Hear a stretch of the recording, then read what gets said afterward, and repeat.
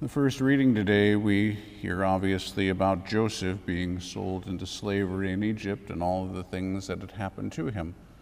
But there are a couple of points in here that are of great importance to us. First of all, we hear how God not only spared him through various things, but that God went down with him into the dungeon and that he did not abandon him. I would have to assume that it may have felt to Joseph like God had abandoned him. Here he is down in the dungeon, and where is God? The whole thing was unjust. He was falsely accused, and God allowed all this to happen. Why? How?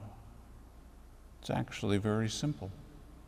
First of all, if we think back to the story of Joseph, we see that he was a spoiled little guy, obviously thought himself quite entitled, and had a rather massive amount of arrogance.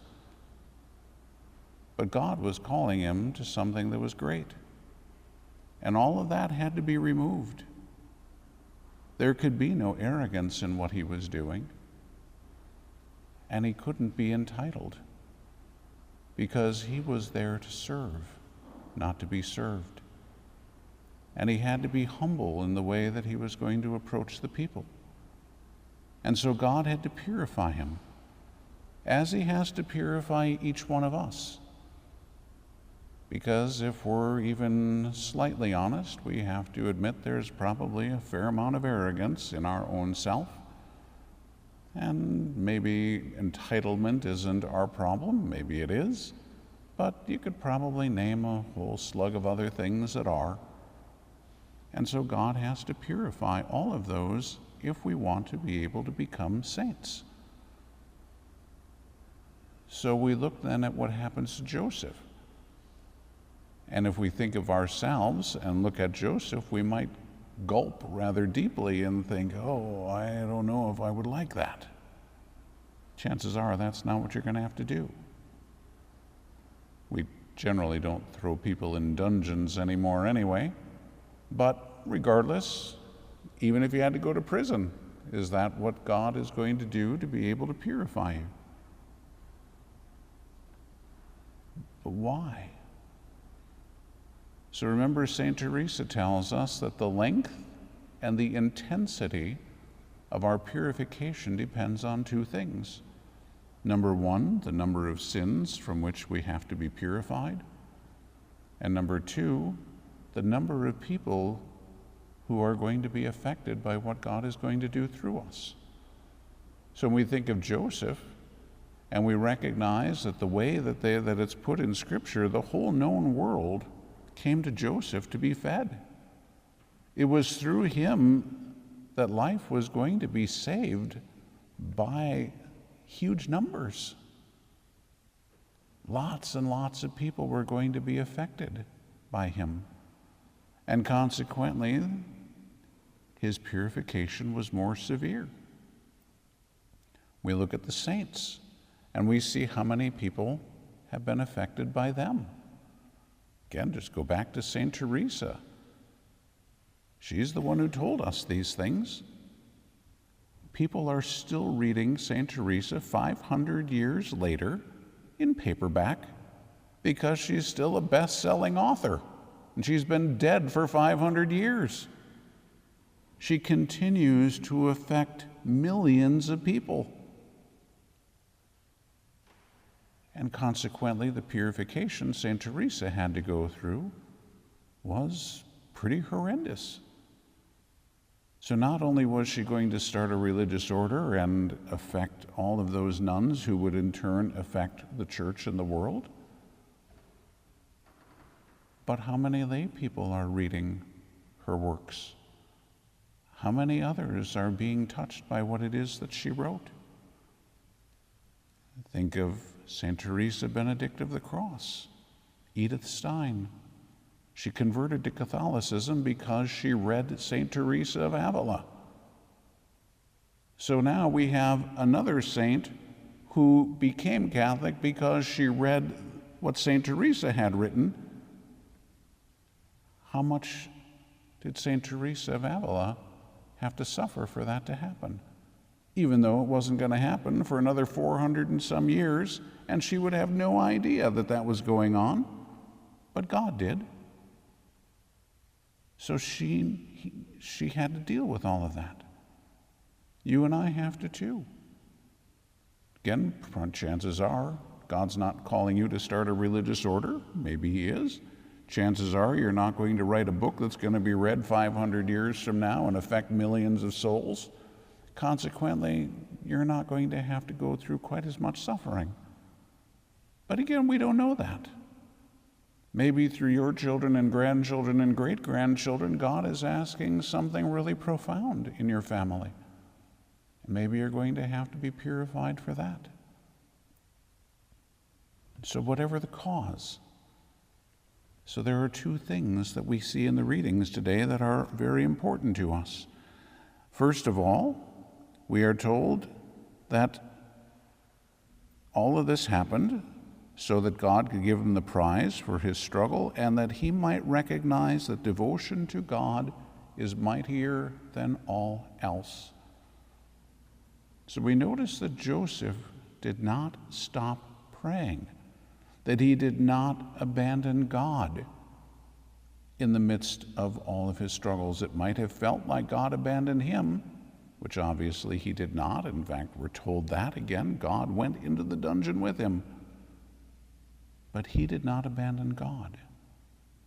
God will never, ever abandon us. We rather frequently abandon him, sadly. But in the midst of our prayer, in the midst of our struggles as we grow in holiness, and we feel abandoned by God, because that's a pretty common thing that happens in the spiritual life, the question is, are we going to persevere? And are we going to recognize through that perseverance that devotion to God is mightier than all else? God can do all things.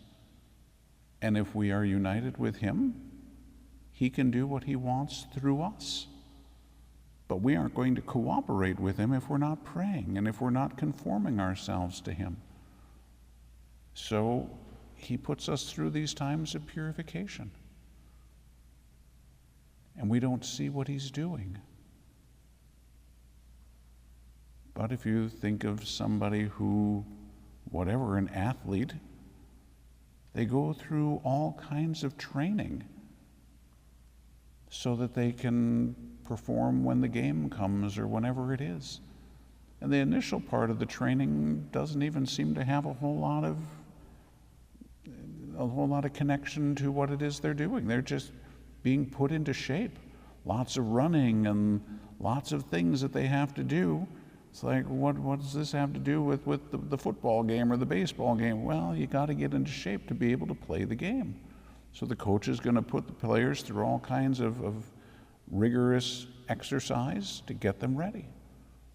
God's going to do the same thing. The spiritual life is infinitely greater than the physical life. If we're going to do that on the physical level, God's going to do that on the spiritual level. We don't see what he's doing at the time it's happening. But if we can keep persevering and keep praying and keep trusting, then we're going to be fine. And then we see that point again, that God does not abandon us, ever. He is faithful. And so if he's asking something of you, trust him. He isn't going to abandon you, even though he may take the feeling of his presence away. That, again, is critically important, because otherwise, in our selfishness, we hang on to that. We have to be there just to love God and love his people, not for what we can get from it. So he takes the feeling of his presence away in order to purify our charity. And we have to, as we heard in the gospel, become humble, become like little children. Little children just bounce back. They keep going. Oh, sure, they get hurt and they cry and they get angry because they didn't get their way, and a few minutes later, they're just fine again. So yeah, things happen. We don't feel God's presence. We feel frustrated. If we keep praying, we can be at peace again. We didn't get what we wanted in the time that we wanted it, in the way that we wanted it. In a little bit of time, just keep praying, and be fine. And only when all things, we pass them and we can look back, then we can understand why he didn't give us what we wanted when we wanted it. It wouldn't have been the best. We didn't see that at the time. But that's where we learn to trust, and that's where we learn the charity, and that's where we learn the humility. So that's what's going on in the spiritual life. So just put everything in God's hands and trust him. If, like what we see with Joseph in the Old Testament, or what we see with the saints, there are purifications that have to happen to prepare for what God is calling the person to. He is doing the same for you because he's calling you to be a saint.